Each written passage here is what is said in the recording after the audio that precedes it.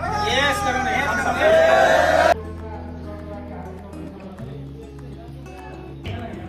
Jiria Moini Pokhara, oh Pokhara, winner. आज यो प्रशिक्षण कार्यक्रम पनि छ। तीनजना प्रशिक्षक साथीहरू र सबै यो व्यवसायसँग सम्बन्धित हो त्यस्तो पढाउँदा अप्ठ्यारो पर्छ। गुल गई गुलसन गई गई ओत कि राई हात यसरी फोल्ड गरेर बस्न पाइँदैन एउटा रुल्स। दोस्रो खुट्टा थप्टाएर बस्न पाइँदैन दुईटा। यस तेस्रो अनुहार अलवेज स्माइल। तपाईलाई अरू मुस्कुराएको मनपर्छ तर तपाईसँग यस्तो एटिट्युड थियो 1000 लगानी गरेर भए पनि म मालिक बन्नुपर्छ। तपाईँ के यो अवस्थामा आइपुग्छु भनेर सोच्नु भएको?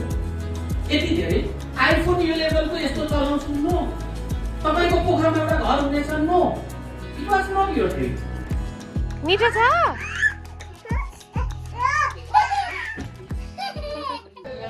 So hey guys, good morning and namaste, welcome back to our big city blog. आप सभी का स्वागत है हमारे बिग सिटी ब्लॉग में। गाइस मॉर्निंग टाइम हो गया है और सुबह के टाइम में हम आज मीटिंग है पोखरा इलेक्ट्रॉनिक व्यवसाय समिति का। सो ये पार्टी प्लेस में आए हुए हैं, सिल्वर प्लेट पोखरा।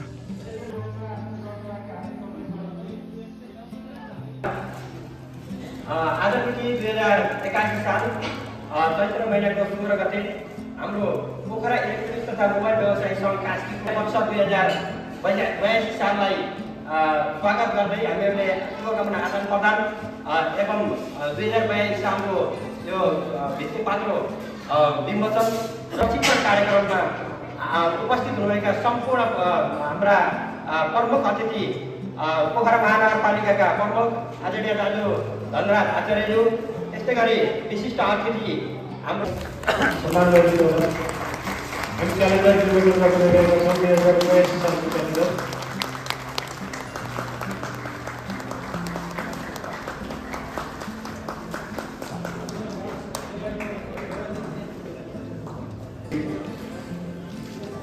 समारोहमा उपस्थित पोखरा उद्योग वाणिज्य संघका महासचिव शोभा गौतमज्यू, जिल्ला प्रहरी कार्यालयका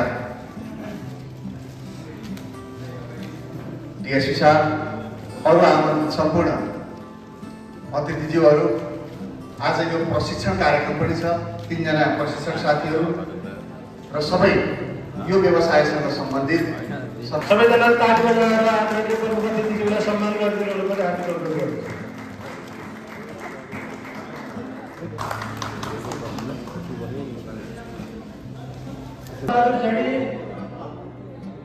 उहाँलाई म माइक्रोफोन हस्तान्तरण गर्न चाहन्छु।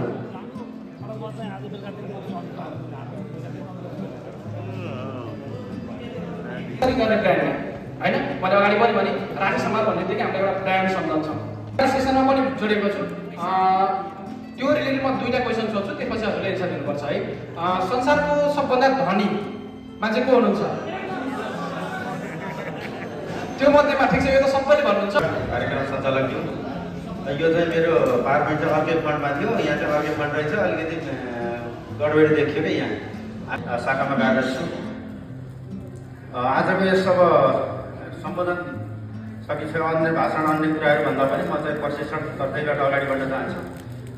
मेरो आजको चाहिँ सेसन चाहिँ के रहेको छ भन्दा विशेष गरी अब साइबर सम्बन्धी म चाहिँ त्यही कार्यरत रहेको छ कि साइबर शाखामा के हुन्छ अथवा साइबर शाखामा साइबर अपराध र अर्को चाहिँ रिलेसनसिप डेट रेप भन्छ कि अब अन्य त्यो भन्ने कुराहरूमा चाहिँ त्यो इन्टरनेटले चाहिँ एकदम तपाईँहरूलाई सहज पनि भएको छ र दुःख आइरहेको पनि भएको अवस्था छ। किन व्यक्तिगत तस्बिर खिच्नमा तस्बिर स्वीकार नहुने भन्नेमा चाहिँ 1 वर्षमा पहिला 10,000 जरिमाना जस्तो आइएमई बक्स अथवा बक्स हेरेर एक दिन गरेर मात्र लिनाउन मैले तपाईँलाई अनुरोध गर्दछु। अपरिचित व्यक्तिले कुनै सामान तपाईँकोबाट अर्डर गर्यो,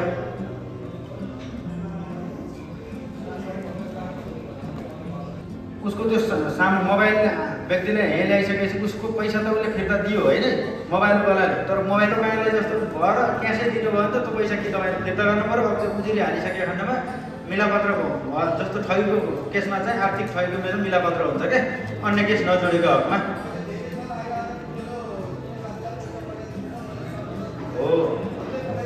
हो त्यस्तो पठाउँदा अप्ठ्यारो पर्छ। जस्तो तपाईँले साथीलाई पठाउँदा उसले क्यास दियो भने तपाईँले पठाइँदा केही फरक परेन बरु होइन, अन्तबाट तपाईँकोमा आयो भने ख्याल गर्नु पऱ्यो। तपाईँले अरूलाई पठाइदिँदा त तपाईँले क्यास नदिएसम्म त पठाउनुहुन्न नि, त्यसमा केही समस्या भएन। तर सही यहाँ यस्तो छ, पहिलो भेटमै चिनजान गऱ्यो भन्दैमा टाढा हुँदा नजिक सरी भन्दैमा कि मैले उसलाई आफ्नै भनौँ र बस्ने एउटै सिटमा पऱ्यो भन्दैमा सरसर सम्बन्ध भए जस्तो भयो है यो चिज चाहिँ। उहाँको साइली यस्तो सिकाएको छ क्या, अगाडिपट्टिको कुरा हो है, त्यो अगाडिपट्टिको भागमा लेखेको रहेछ, गुल गई गुलसन गई गई ओठ खिलाली, गुल गई गुलसन गई गई ओठ खिलाली, बाँकी अंश पछाडिको भागमा भन्छ। त्यसपछि क्या फेरि यस्तो राम्रो लेख्यो, मलाई त अलिअलि साहित्यको प्रेमी अलिअलि होइन, अलिअलि गजलमुक्त अलिअलि लेख्ने गरेको, अनि कस्तो राम्रो होला। बाँकी अंश पछि भनेको छ, फेरि अगाडि यस्तो मिठो शब्द लेखिसकेको छ, गुल गई गुलसन गई गई ओठ खिलाली। अब यो त भएन, फेरि मेरो दिशा उल्टो पऱ्यो हेर्नुहोस्, म बाइकमा ट्रक जाँदैछ ठ्याक्क अपोजिट दिशामा, यो त मन नहेरी भएन भनेको थिएँ। त्यो फेरि मेरो लागि बाटो अलि नयाँ भएको हुनाले म त्यति धेरै फास्ट ड्राइभिङ गरिनँ। भेट्टाउँछु भन्छु आधा घन्टा के लेखिया छ भन्ने सन्दर्भले है, मेरो आफ्नो काम नै उद्देश्य नै बिर्सेर यो गर्नु पछि लाग्ने म। यति हत्ते गरेर यति घुम्तीहरू यस्तो चाहिँ भिडहरू पार गर्दै बल्ल एक ठाउँ गएर ट्रक आफैले रोकेपछि मैले बल्ल भेटेँ। रच ट्रक आफै चिया खानलाई रोकेर है, फेरि उसले चिया खाने स्टेसन त्यहाँ नपरे भए मैले नभेटेर छु। अगाडि त्यो लेखेको थियो, गुल गई गुलसन गई गई ओठ खिलाली, पछाडि गएर के लेखेको रहेछ भनेको त अब त मेरो पिछा छोड्दो भाइ मे हूँ दो बच्चे वाली भन्नु मलाई के लेखेको छ भन्छ, भाइ अब त मेरो पिछा छोड्दो मे हूँ दो बच्चे वाली भनेपछि त भयो।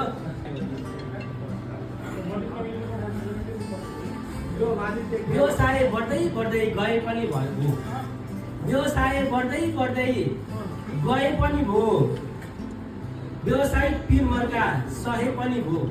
कहिले कोरोना हुन्छ, कहिले के हुन्छ, अगेरा बगेरा दायाँ विभिन्न अवसर चुनौतीहरू हामी सँगसँगै छन् है। व्यवसाय बढ्दै गए पनि भयो, व्यवसायिक पिरमर्का सहे पनि भयो।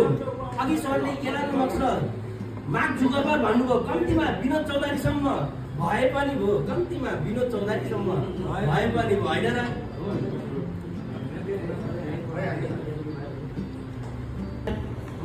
यार भन्दा फेरि मबाट धेरै ज्येष्ठ व्यक्तित्वहरू पनि हुनुहुन्छ, सम्मानीय व्यक्तित्व पनि हुनुहुन्छ। साहित्यमा फेरि माया पनि तिमी भनिन्छ, सबै प्रकारलाई तिमी भन्ने भाषी यहाँले बुझ्नुहुन्छ भन्ने चाहँदैन लाग्छ।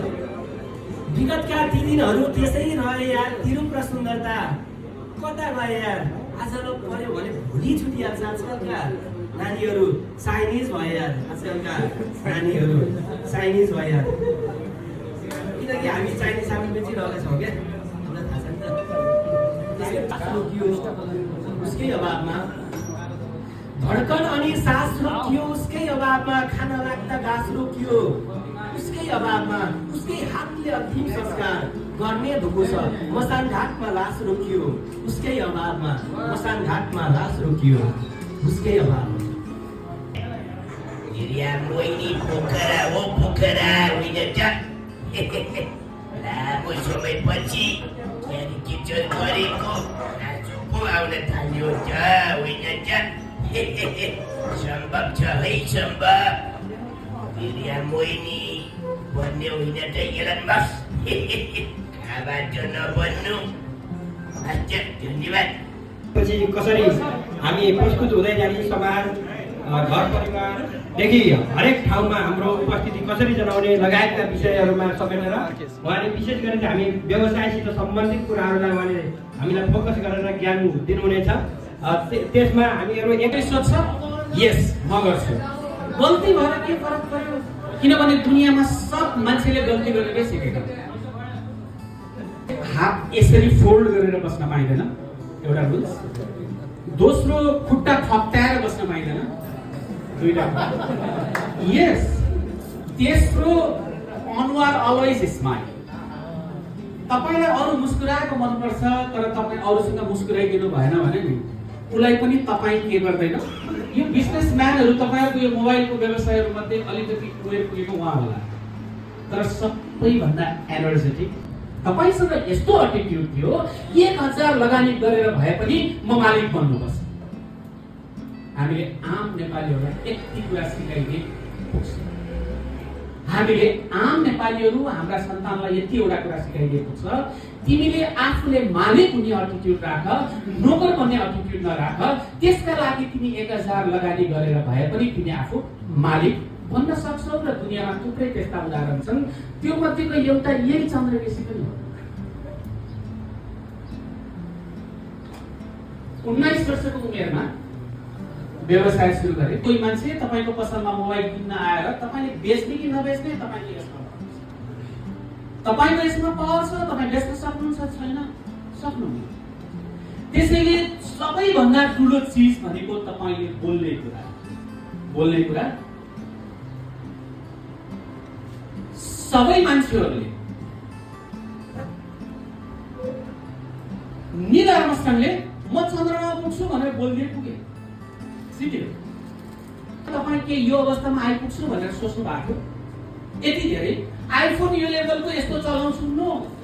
तपाईको पोखरामा एउटा घर हुनेछ no. It was not your dream.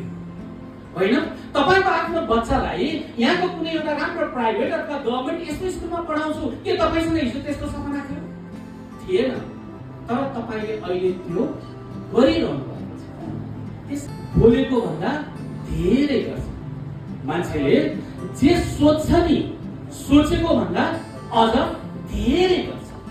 तपाईँ त्यस कारण बोल्दिनुहोस्, म यो गर्छु।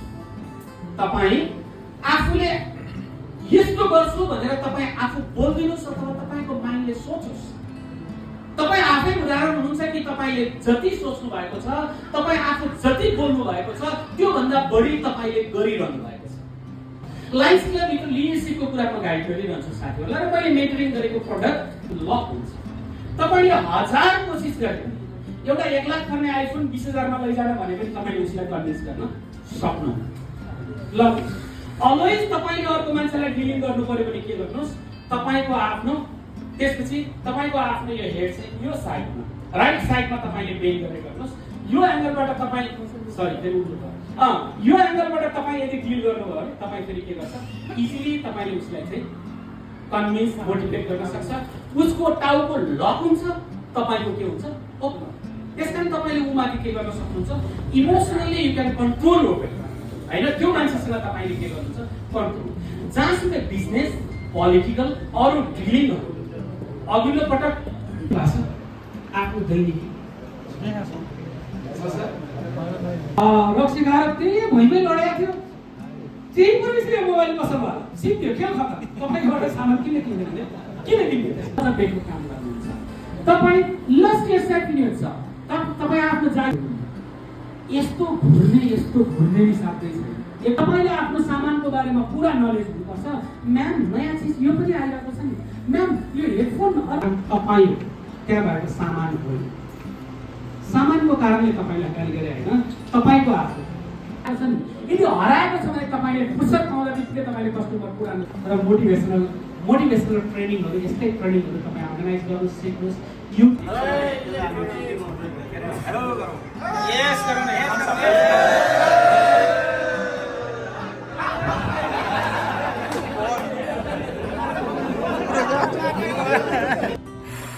सो हे गाइस, आइसक्यो म घर। आइसक्दा यहाँ काम भइरहेछ। ल्याउनुहोस् कतातिर टाइल लाउँदै समिति हेर्नुहोस् यहाँ कक्क गर्दैछु। कक्क लेख्नु फेरि समिति कक्क लेख्दै देखिए गाइस। अभी तुरंत आ गया, मीटिंग था वहाँ पे और बहुत अच्छा मोटिवेशनल स्पीच दिए हुए थे हमारे चंद्र सरले। एकदमै राम्रो मोटिवेशनल स्पीच दिनुभयो हामीलाई, मोटिभेट गर्नुभयो बिजनेस कसरी अगाडि बढाउने भन्ने बारेमा। अनि यता घरको पनि काम हेर्नै पर्यो, के गर्ने, फ्यामिलीले गर्दा यताउता सबै हुन्छ, सबैतिर ध्यान दिनुपर्छ हामी बिजनेसवालालाई। अनि यता हेर्नुहोस् यहाँ कस्तो मजाको टाइल छ यहाँ घरमा, एउटा कोठामा लगाइसक्नु रहेछ यहाँ दाइहरूले।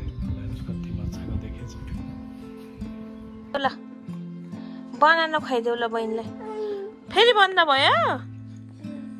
गर्नु क्या यहाँ बनाना राख्ने भाँडै बन्द भयो रे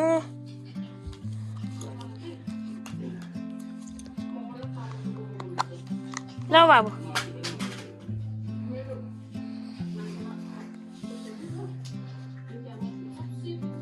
समिति मिठो छ बनाना दादालाई नि खुवाइदेऊ न तिमी दादालाई नि देऊ दादालाई नि खुवाइदेऊ खा वाउ यम्मी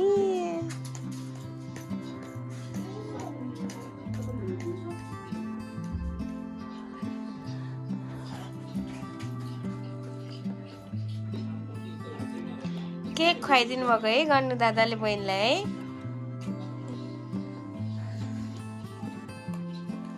ल फेरि खुवाइदेऊ नि त आऊ ल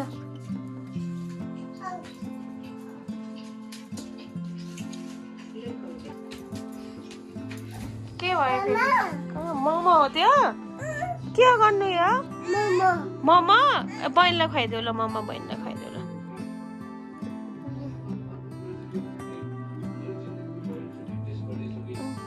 तिमी नि दादालाई खुवाइदेऊ मिठो छ मिठो छ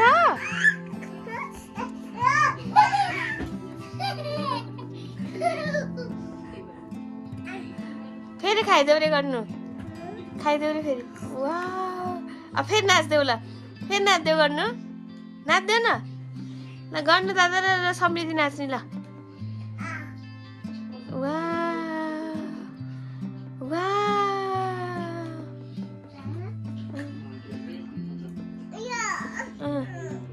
गर्दैन फेरि अर्को बनाएर लिएर आऊ जाऊ गर्नु अर्को मोमो बनाएर लिएर आऊ जाऊ